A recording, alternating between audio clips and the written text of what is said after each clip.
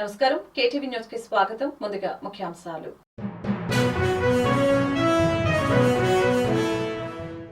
YCP మళ్లీ అధికారంలోకి రాబోతుందన్న CM Jagan గతంలో కంటే ఎక్కువ అసెంబ్లీ లోక్సభ స్థానాలు వైసీపీ కైవసం చేసుకుంటుందని ధీమా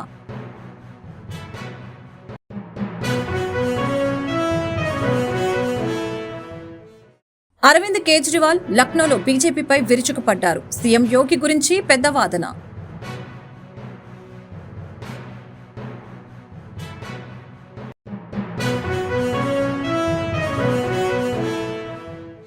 కక్ష సాధింపు చర్యలో భాగంగానే శాసనమండలి చైర్మన్ తన ఎమ్మెల్సీ పదవికి డిస్క్వాలిఫికేషన్ ప్రకటించారని జంగా కృష్ణమూర్తి ఆరోపణ.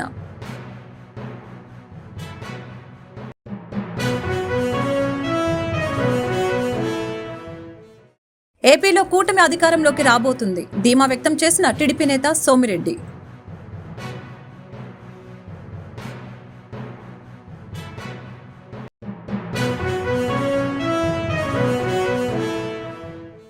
దాడులకు పాల్పడుతున్న వైసీపీ నేతలు ఇప్పటికైనా తగ్గాలని, లేకుంటే జూన్ 4 తర్వాత తగిన మూల్యం చెల్లించక తప్పదని హెచ్చరించిన మాజీ మంత్రి సోమిరెడ్డి చంద్రమోహన్ రెడ్డి. దేశంలో లోక్సభ ఎన్నికల్లో 4 దశల ఓటింగ్ పూర్తి కాక దేశం 5వ దశ పోలింగ్ కు దూసుకుపోతూ ఉంది. ఒకవైపు కాంగ్రెస్, ఎస్పీ నేతల సంయుక్త సమావేశాలు, విలేకరుల సమావేశాలు నిరంతరం జరుగుతూ ఉండగా, మరొక వైపు భారత కూటమికి చెందిన ఇతర నేతల ఉమ్మడి కార్యక్రమాలపై కూడా నిర్ణయం తీసుకుంటున్నారు. ఈ క్రమంలో కూటమిని బలోపేతం చేసేందుకు ఆప్ జాతీయ నాయకత్వ కర్త అయిన ఇవాళ లక్నో చేరుకున్నారు. ఈ సందర్భంగా ఎస్పీ అధ్యక్షునితో పాటు విలేకరుల సమావేశాన్ని ఏర్పాటు చేయడం జరిగింది.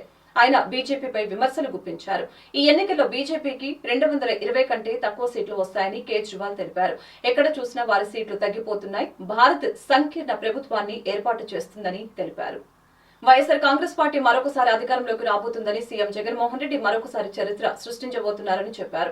గతంలో కంటే ఎక్కువ అసెంబ్లీ, లోక్సభ స్థానాలు వైసీపీ కైవసం చేసుకుంటుందని ధీమా వ్యక్తం చేశారు. బెంజ్ సర్కిల్లోని ఐపాక్ కార్యాలయానికి వెళ్లిన సీఎం వైఎస్ జగన్ వారితో కాసేపు ముచ్చటించారు. ఏపీలో వైసీపీ ప్రభంజనం సృష్టించిందని తెలిపారు. 2019లో 151 అసెంబ్లీ, 22 లోక్సభ స్థానాలు గెలిచామని, 2024 ఫలితాలు వెలువడిన తర్వాత దేశం మొత్తం మనవైపు చూస్తుందని తెలిపారు. ఈసారి 151 అసెంబ్లీకి పైనే గెలవబోతున్నామని, 22కు పైగా లోక్సభ స్థానాలు గెలవబోతున్నామని ఆయన తెలియజేశారు.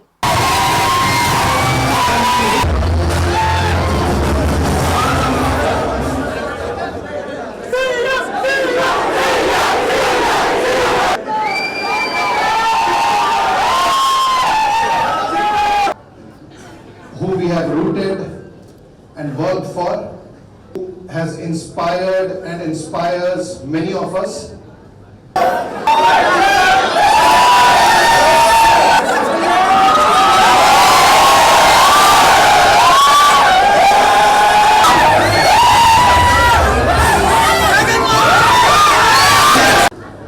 Probably down the line on June 4th, if on the day that results would be coming out, I promise that this results would ensure that the whole country would stand up and look towards Andhra Pradesh.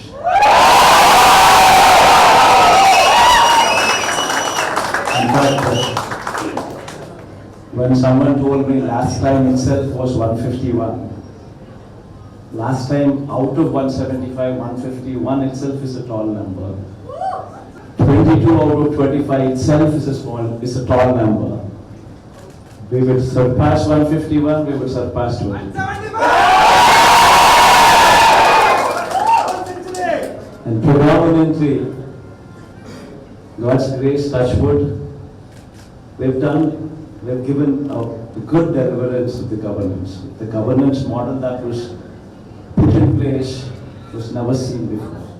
కక్ష సాధింపు చర్యలో భాగంగానే శాసనమండలి chairman తన MLC పదవికి disqualify చేశారని జంగా కృష్ణమూర్తి తెలియజేశారు. పల్నాడు అల్లర్ల నేపథ్యంలో విద్యానగర్లో జంగా కృష్ణమూర్తిని పోలీసులు హౌస్ అరెస్టు చేశారు. శాసనమండలి చైర్మన్ జంగా కృష్ణమూర్తిపై వేసిన అనర్హత వేటుపై జంగా కృష్ణమూర్తి స్పందిస్తూ గతంలో పార్టీ పెట్టిన సమయంలోనే జగన్మోహన్ రెడ్డికి తాను మద్దతు ఇచ్చినట్లు చెప్పారు.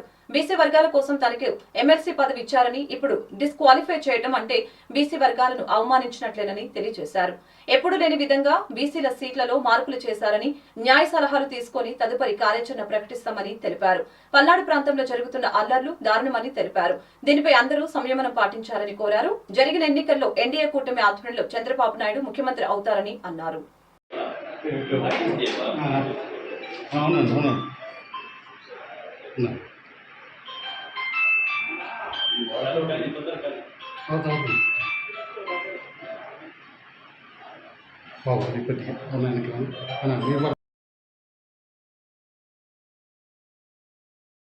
ఏపీ ఎమ్మెల్సీ జంగా కృష్ణమూర్తిపై అనర్హత వేటు పడింది. ఆయనపై వేటు వేస్తూ శాసనమండలి చైర్మన్ మోషన్ రాజు నిర్ణయం తీసుకున్నారు. పార్టీ ఫిరాయింపుల నిరోధక చట్టం ఆధారంగా ఆయన అనర్హత వేటు వేశారు.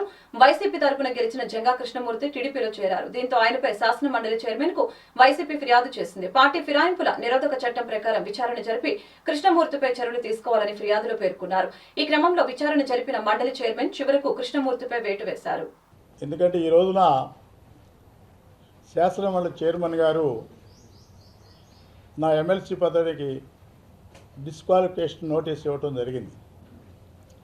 ఇది నేను కక్షాదింపు చర్యగా భావిస్తున్నాను. కారణం ఏంటంటే మౌఖికంగా నా యొక్క సమాధానం వినాలా.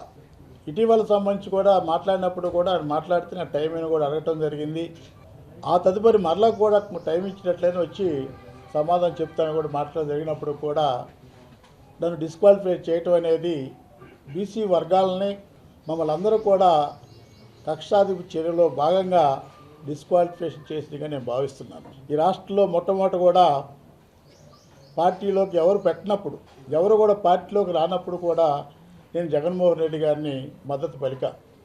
జగన్మోహన్ రెడ్డి గారు ముఖ్యమంత్రి చేయాలనే ఆలోచనతో పల్నాడు ప్రాంతం నుండి హైదరాబాద్ కూడా గాంధీ భవన్ వరకు కూడా పాదయాత్ర చేసి కార్యకర్తలతో జగన్మోహన్ రెడ్డి గారు ముఖ్యమంత్రి చేయాలని కోరటం జరిగింది. ఆ జరిగిన పరిణామాలు మొత్తం కూడా మీకు తెలుసు.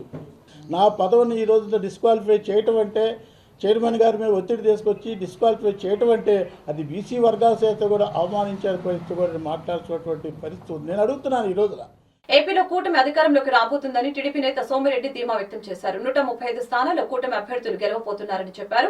వైసీపీకి ఘోర పరాభవం తప్పదని అన్నారు. టీడీపీ నేత సోమిరెడ్డి ఈ రోజు మీడియాతో మాట్లాడారు. జగన్ కు తల్లి, ఇద్దరు చెల్లెలు కూడా వ్యతిరేకంగా ఉన్నారని ఎద్దేవా చేశారు. ఈ ఎన్నికలు అహంకారానికి, ఆత్మగౌరవానికి మధ్య జరిగినవని చెప్పారు. అరాచక పాలనను తరిమి కొట్టేందుకు ఓటింగ్ శాతం కట్టలు తెంచుకుందని తెలిపారు. దాడులకు పాల్పడుతూ అరాచకం సృష్టిస్తున్న వైసీపీ నేతలు ఇకనైనా తగ్గాలని, లేదంటే జూన్ 4 తర్వాత తగిన మూల్యం చెల్లించుకుంటారని సోమిరెడ్డి హెచ్చరించారు. చట్టాన్ని జగన్ కాళ్ల కింద నలిపేశాడని, ఐఏఎస్, ఐపీఎస్ లను కూలీల కింద మార్చారని విమర్శించారు. శాసనసభలో తీసుకున్న నిర్ణయాలను చెత్తబుట్టలో పడేశారని అన్నారు. నాడు బీహార్ ఎలా ఉందో నేడు ఏపీని అలా తయారు చేశారని దుయ్యబట్టారు. బయటికి వెళితే ఏపీ అంటే తలదించుకునే పరిస్థితికి జగన్ దిగజార్చారని చెప్పారు. నిన్న మే 13వ తేదీ జరిగిన సార్వత్రిక ఎన్నికలు ఆంధ్రప్రదేశ్లో స్ట్రైట్గా చెప్పాలంటే అహంకారానికి, ఆత్మగౌరవానికి మధ్య జరిగింది. ఈ 5 ఏళ్ళు అన్నపూర్ణ లాంటి ఆంధ్రప్రదేశ్ని జగన్మోహన్ రెడ్డి అరాచక ఆంధ్రప్రదేశ్గా చేసేసాడు. చట్టాలని ఆయన కాళ్ళ కింద నలిపేసేసాడు. ఆంధ్రప్రదేశ్ అంటే అన్నపూర్ణ లాంటి ఆంధ్రప్రదేశ్, ఈరోజు అరాచక ఆంధ్రప్రదేశ్. ఆంధ్రప్రదేశ్ అంటే ఇతర రాష్ట్రాల్లో గౌరవం. గతంలో ఎంతమంది చీఫ్ మినిస్టర్స్ ఉన్నా ఇటువంటి పరిస్థితి లేదు. ఇప్పుడు బయట రాష్ట్రాల్లో, బయట దేశాల్లో ఆంధ్రప్రదేశ్ అంటే తలదించుకోవాల్సిన పరిస్థితి చేశారు. చట్టాలని ఆయన కాళ్ళ కింద నలిపేసేసాడు. ఐఏఎస్లని, ఐపీఎస్లని ఆయన కూలీల కింద మార్చేసుకున్నాడు. నిండు శాసనసభలో రాష్ట్ర ప్రజలు ఎన్నుకున్న చట్టసభలో శాసనసభ్యులు అందరు కలిసి ఏవైతే బడ్జెట్ సెషన్స్లో నిర్ణయాలు తీసుకుంటారో, అలొకేషన్స్ చేస్తారో వాటన్నిటినీ చెత్తపుట్లో వేసాడు. ఇప్పుడు లాంగ్ టైం బ్యాక్ బీహార్ రాష్ట్రం 2-3 దశాబ్దాల క్రితం బీహార్ రాష్ట్రం ఎట్టుండిందో ఆ పరిస్థితి ఈరోజు వచ్చింది ఆంధ్రప్రదేశ్కి. జాతీయ డెంగ్యూ దినోత్సవం గుంటూరులో అమరావతి రోడ్డు నందు గల అర్బన్ ప్రైమరీ హెల్త్ సెంటర్ నందు ఈ రోజు జరిగింది. జిల్లా వైద్య ఆరోగ్య శాఖ ఆధ్వర్యంలో సమాజ భాగస్వామ్యంతో డెంగ్యూ వ్యాధిని నివారిద్దాం అనే నినాదంతో అవగాహన ర్యాలీ చేపట్టారు. పరిసరాలను పరిశుభ్రంగా ఉంచుకోవడం వలన దోమల వ్యాప్తిని అరికట్టవచ్చని డిఎంహెచ్ఓ డాక్టర్ విజయలక్ష్మి తెలిపారు.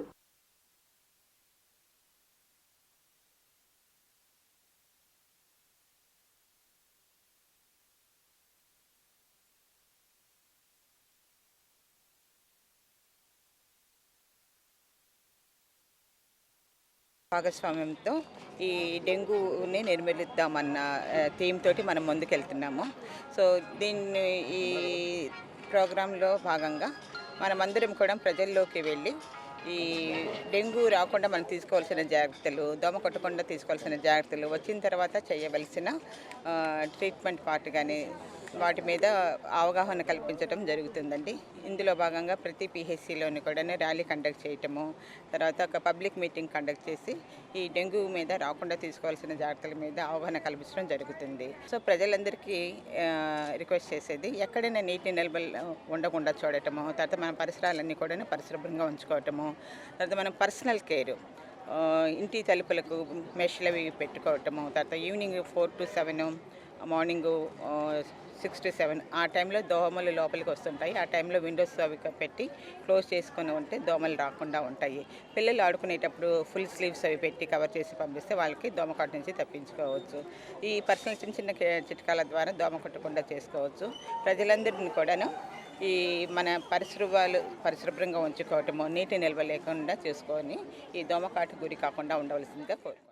ఎన్నికల ముందు ఆంధ్రప్రదేశ్ ప్రభుత్వ ముఖ్య కార్యదర్శి హడావుడి చేసి ఎన్నికల లబ్ధిదారులకి 14,165 కోట్లు వెంటనే చెల్లించడానికి ప్రయత్నించారని, ఎన్నికల సంఘం ఎన్నికల అనంతరం లబ్ధిదారులకు పంపిణీ చేయాలని ఆదేశించినా ఇప్పటివరకు ఆ వైపు దృష్టి మళ్లించలేదని సిటిజన్స్ ఫర్ డెమోక్రసీ సంయుక్త కార్యదర్శి వల్లంరెడ్డి లక్ష్మణరెడ్డి తెలిపారు. ఈ నెల 16 తేదీ ఉదయం గుంటూరులో సిటిజన్స్ ఫర్ డెమోక్రసీ కార్యాలయంలో జరిగిన మీడియా సమావేశంలో ప్రసంగించారు. దాదాపు 82% ఓటింగ్ జరగడం ఆంధ్రప్రదేశ్ లో మొదటిసారి అని, దేశవ్యాప్తంగా ప్రస్తుతం జరుగుతున్న ఎన్నికల్లో అత్యధిక ఓటింగ్ శాతం ఆంధ్రప్రదేశ్ లో జరిగిందని చెప్పారు. చెదురుముదురు సంఘటనల మినహా అన్ని ప్రాంతాల్లో ప్రశాంతంగా ఎన్నికలు జరిగాయని, ఒక రీపోలింగ్ జరగవలసిన అవసరం లేదని తెలిపారు. ఎన్నికల అనంతరం చంద్రగిరి, మాచర్ల, గురజాల, తాడిపత్రి ప్రాంతాల్లో జరుగుతున్న ఘర్షణల్ని నివారించడంలో పోలీసు యంత్రాంగం విఫలమైందని తెలిపారు. భారతదేశంలోని అత్యధిక ఎన్నికల వ్యయం జరిగిన రాష్ట్రంగా ఆంధ్రప్రదేశ్ కనపడుతుందని తెలిపారు. అభ్యర్థులు, రాజకీయ పార్టీల అభ్యర్థులు కలిసి దాదాపు 30,000 కోట్లు ఖర్చు చేశారని అంచనా వేస్తున్నారు. ఓటర్ల జాబితాను నిరంతరం ప్రక్షాళన చేస్తూ కొత్త ఓటర్లను చేరుస్తూ మరణించిన వారి ఓట్లను డబుల్ ఎంట్రీలను తీసివేస్తూ ఉంటే ఓటింగ్ శాతం మరింత పెరిగేదని తెలిపారు. ఒకే ఇంట్లోని ఓట్లు ఒకే పోలింగ్ బూతుల్లో కాకుండా వివిధ పోలింగ్ బూతుల్లో ఉండటం వలన ఓటర్లు ఇబ్బంది పడ్డారని అన్నారు. 60 సంవత్సరాలు నిండిన సీనియర్ సిటిజన్స్ కు ప్రత్యేక క్యూ ఉంటే బాగుండేదని తెలిపారు. ఆంధ్రప్రదేశ్ లో ఓటింగ్ శాతం పెరగడానికి, ప్రధానంగా పట్టణ ఓటింగ్ శాతం పెరగడానికి సిటిజన్స్ ఫర్ డెమోక్రసీ గత 6 నెలలుగా చేసిన కృషి ఫలించిందని తెలిపారు. ఈ కార్యక్రమంలో పివి మల్లికార్జునరావు, ఏపీ ఎన్నికల నిఘా వేదిక గుంటూరు జిల్లా కార్యదర్శి ప్రొఫెసర్ ఎన్ అరవింద్, అధ్యక్షులు centre for social psychology doctor Pratyusha Subbarao, ప్రముఖ సైకాలజిస్ట్ బత్తుల కృష్ణయ్య, స్టెప్ అధ్యక్షులు ప్రజా సాంస్కృతిక వేదిక కన్వీనర్ ఆర్ రాజేష్ పాల్గొన్నారు. సిటిజన్స్ ఫర్ డెమోక్రసీ పట్టణ ప్రాంతంలో ఓటింగ్ శాతం గణనీయంగా పెరగడం కోసం కృషి చేసింది. ఆ కృషి ఫలించింది. ఈరోజు ఆంధ్రప్రదేశ్లో అత్యధిక ఓటింగ్ శాతం జరిగిన రాష్ట్రంగా మారింది. 82% ఓటింగ్ శాతం చేరడం జరిగింది. పట్టణ ప్రాంతంలో కూడా 3% ఓటింగ్ గతం కన్నా పెరిగింది. ఇది మంచి పరిణామంగా భావిస్తున్నాను. ఆంధ్ర రాష్ట్ర ప్రజలు అభివృద్ధిని కోరుకున్నారు, సమర్థమైన నాయకత్వాన్ని కోరుకున్నారు. గతంలో ఏనాడు జరగని విధంగా, ఏ రాష్ట్రంలో కూడా జరగని విధంగా సుమారు 30,000 కోట్ల రూపాయలు ప్రధాన రాజకీయ పార్టీలు వారి అభ్యర్థులు ఖర్చు పెట్టడం జరిగింది. ఇంత పెద్ద ఎత్తున ఎన్నికల వ్యయం జరగటం ఆంధ్రప్రదేశ్లో ఇదే మొదటిసారి.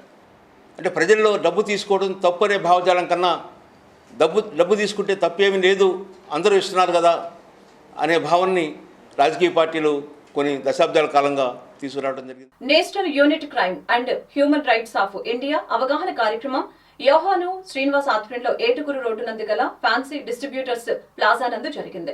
ఈ కార్యక్రమంలో national anti crime and human rights of India chairman John Shamil తిం పాల్గొన్నారు. జిల్లా స్థాయిలో నూతన కమిటీలను ఏర్పాటు చేసినందుకు 140 మంది సభ్యులను ఎంపిక చేసినట్లు తెలిపారు. ఇప్పటికే తమ సంస్థ 20 రాష్ట్రాల్లో పనిచేస్తున్నట్లు చెప్పారు. పేదలకు లభించే ప్రాథమిక హక్కుల్ని కాపాడేందుకు తమ సంస్థ పూర్తి స్థాయిలో పనిచేస్తుందని అన్నారు. పేదలను అభ్యున్నతి దిశగా చట్టాలను మరింత చేరువ చేసే విధంగా సంస్థ పనిచేస్తుందని తెలిపారు. ఈ కార్యక్రమంలో విజయ్ కుమార్, అనుష, ఏంజల్, యోహాన్, శ్రీనివాసు తదితరులు పాల్గొన్నారు. మనుష్యునికి సరైనటువంటి హక్కు దొరికేంత వరకు మేము పోరాడతాము, మేము పని చేస్తాము, మేము కృషి చేస్తాము. మేము డబ్బు కోసం కాదు, డబ్బుల కోసం కాదు, మాకు పదవి పేరు కోసం కాదు. మేము ప్రజలలో మేము సేవ చేయాలి, ప్రజలకి మంచి చేయాలి, ప్రజల్ని ధైర్యవంతులుగా చేయాలి, ప్రజల్ని ప్రశ్నించే వాళ్ళుగా చేయాలి. ఈరోజు ప్రజలు ప్రశ్నించే వాళ్ళుగా లేకపోవటం వల్ల రాజకీయంలో కానీ అధికారులు కానీ వారి ఇష్టం వచ్చినట్లుగా వాళ్ళు చేస్తూ ఉన్నారు. కాబట్టి వీటన్నిటిని కూడా మేమేం చేయాలంటే వాటన్నిటిని కూడా అరికట్టి మరి దేశంలో ఒక మంచి వాతావరణాన్ని నిర్మించాలి. మంచి అక్రమం లేని, అవినీతి లేని, మరి ప్రజలలో నెమ్మది, చట్టానికి గౌరవం, విలువని తీసుకొచ్చి చట్టాన్ని గౌరవించే రీతిలో మేము పనిచేస్తున్నాము. చట్ట పరిధిలోనే మేము పనిచేస్తున్నాం. కాబట్టి మన రాజ్యాంగాన్ని నిర్మూలనం చేయాలని కంకణం కట్టుకొని ఉన్నారు. మన దేశ స్వాతంత్రాన్ని పాడు చేసి దేశంలో ఉన్నటువంటి నెమ్మదినంతటిని కూడా చెడిపేసేటువంటి ఎంతోమంది మరి ఈరోజు పన్నాగం పట్టుకొని ఉన్నారు. రాజ్యాంగానికి విరుద్ధంగా, దేశానికి విరుద్ధంగా ఇలాంటి పనులు పూనుకొని చేస్తున్నటువంటి వారి యొక్క కార్యాలని, వారి యొక్క మనస్థితులను అన్నిటిని కూడా మార్చాలి. అవన్నీ కూడా మారాలి అంటే ప్రజలలో మానవ హక్కులను గురించినటువంటి అవగాహన కలగాలి. దాడులకు పాల్పడుతున్న వైసీపీ నేతలు ఇప్పటికైనా తగ్గాలని, లేకుంటే జూన్ 4 తర్వాత తగిన మూల్యం చెల్లించక తప్పదని మాజీ మంత్రి సోమిరెడ్డి చంద్రమోహన్ రెడ్డి హెచ్చరించారు. మంగళగిరిలో టీడీపీ కేంద్ర కార్యాలయంలో ఆయన మీడియాతో మాట్లాడారు. అన్నపూర్ణ లాంటి ఆంధ్రప్రదేశ్ ను సీఎం జగన్ అరాచక ఆంధ్రప్రదేశ్ గా మార్చారని మండిపడ్డారు. రాష్ట్ర భవిష్యత్తు ఎవరి చేతుల్లో ఉంటే బాగుంటుందో ప్రజలు తెలుసుకొని క్యూ కట్టి మరీ ఓటు వేశారని సోమిరెడ్డి తెలిపారు. ఆయన చంద్రబాబు నాయుడు ఓడిపోయి, లోకేష్ బాబు ఓడిపోయి, పవన్ కళ్యాణ్ ఓడిపోయి, పురంధేశ్వరి గారు ఓడిపోయి, అదేందో చూస్తారు కదా, చూస్తావు కదా నువ్వు.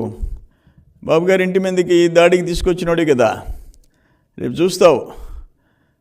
వల్లభనేని వంశీ దగ్గర నుంచి అందరికీ ప్రజలు బుద్ధి చెప్తారు. వెయిట్ చేస్తున్నారు. ఎవరు జూన్ 4 దాకా వెయిట్ చేయండి.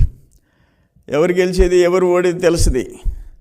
మీరు చెప్పిన ఆ నలుగురిలో ఎవరు ఓడరు మీరు ఎత్తుక్కోండి. జిల్లాల్లో నేను చెప్పాను కదా, కడప పార్లమెంట్లో మీరు ఓడిపోతున్నారు, మాకు మెజారిటీ సీట్లు వస్తున్నాయి. భారతదేశ ప్రజలు కాంగ్రెస్ పార్టీ అధినేత రాహుల్ గాంధీని ప్రధానిగా చేయాలని ఆశయంతో ఉన్నారని డీసీఎంఎస్ చైర్మన్, జిల్లా కాంగ్రెస్ నాయకులు కొత్వాల శ్రీనివాసరావు తెలిపారు. పార్లమెంట్ ఎన్నికలు పూర్తయిన సందర్భంగా పాల్వంచ పట్టణానికి, మండలానికి చెందిన వందలాది మంది కాంగ్రెస్ మిత్రపక్షాల నాయకులు, కార్యకర్తలు, మైనార్టీ నాయకులు బుధవారం పాత పాల్వంచలోని కొత్వాల స్వగృహానికి వచ్చి అభినందన తెలిపారు. పార్లమెంటుకు జరిగిన ఎన్నికల్లో కాంగ్రెస్ పార్టీ విజయదుంది మోగిస్తుందని సర్వేలు తెలుపుతున్నాయి. అందులో భాగంగా తెలంగాణ రాష్ట్రంలో రేవంత్ రెడ్డి గారి నాయకత్వంలో సుమారు 14 నుంచి 15 సీట్లు కాంగ్రెస్ పార్టీ గెలుపొందటం ఖాయం. ఖమ్మం పార్లమెంటు నియోజకవర్గంలో అన్ని వర్గాల మద్దతుతోని కాంగ్రెస్ అభ్యర్థి రామసహాయం రఘురామరెడ్డి గారు సుమారుగా 3 నుంచి 4 లక్షల ఓట్ల మెజారిటీతో గెలుపొందడం ఖాయం అని తెలియజేస్తూ, ఈ ఎన్నికల్లో కష్టించి పనిచేసిన Congress, CPI, CPM, Kodandaram party కార్యకర్తలకు, నాయకులకు, అలాగే ఓట్లు వేసిన ప్రజలందరికీ కూడా ధన్యవాదాలు తెలియజేస్తున్నాం. జై కాంగ్రెస్, జై కాంగ్రెస్, జై కాంగ్రెస్, జై కాంగ్రెస్, జై కాంగ్రెస్. భీకర గాలులు, అకాల వర్షంతో దేశ ఆర్థిక రాజధాని ముంబై సోమవారం చిగురుటాకులా వణికిపోయిన విషయం తెలిసిందే. గాలుల దాటికి గోడ్కోపర్ ప్రాంతంలో అక్రమంగా ఏర్పాటు చేసిన ఓ భారీ హోర్డింగ్ పెట్రోల్ పంపుపై కుప్పకూలింది. ఈ ఘటనలో 16 మంది ప్రాణాలు కోల్పోగా సుమారు 74 మందికి పైగా తీవ్రంగా గాయాల పాలయ్యారు. ఇది జరిగిన 3 రోజులకి హోర్డింగ్ కూలిన ఘటనకు సంబంధించిన షాకింగ్ వీడియో ఒకటి తాజాగా వెలువరించింది. 16 సెకండ్ల నిడివి గల ఈ వీడియో ప్రస్తుతం నెట్టింట వైరల్ గా మారింది. కాగా పెట్రోల్ పంపు సమీపంలో సుమారు 100 అడుగుల ఎత్తైన భారీ హోర్డింగ్ ఏర్పాటు చేశారు. ఆ హోర్డింగ్ కు కార్పొరేషన్ నుంచి ఎలాంటి అనుమతులు లేవని అక్రమంగా అక్కడ ఏర్పాటు చేశారని బీఎంసీ అధికారులు గుర్తించడం జరిగింది. హోర్డింగ్ ఏర్పాటు చేసిన యాడ్ ఏజెన్సీపై పోలీసులు కేసు నమోదు చేశారు.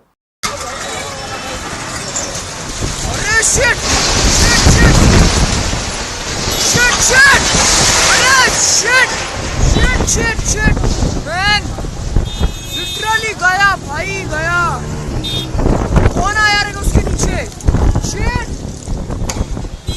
क्या बना है भाई क्या टाइम पे बना है क्या गया ये इसका ये वो पूरा बिल्डिंग गिर गई వార్తలు ముగించే ముందు ముఖ్యాంశాలు మరొకసారి.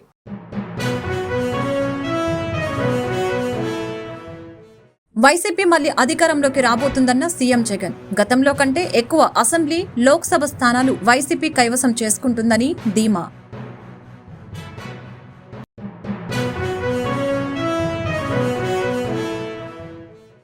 అరవింద్ కేజ్రీవాల్ లక్నోలో బీజేపీపై విరుచుకుపడ్డారు. సీఎం యోగి గురించి పెద్ద వాదన.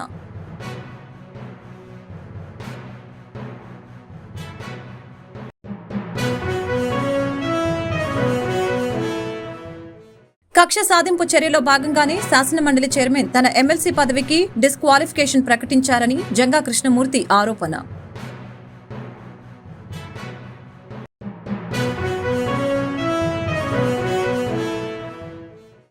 ఏపీలో కూటమి అధికారంలోకి రాబోతుంది. ధీమా వ్యక్తం చేసిన టీడీపీ నేత సోమిరెడ్డి.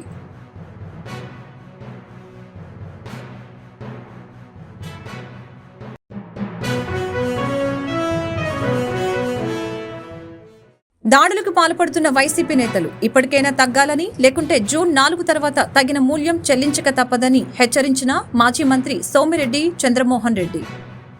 ఈ వార్తలు ఇంతటితో సమాప్తం. మరొక బులెటిన్లో మళ్ళీ కలుద్దాం. నమస్కారం.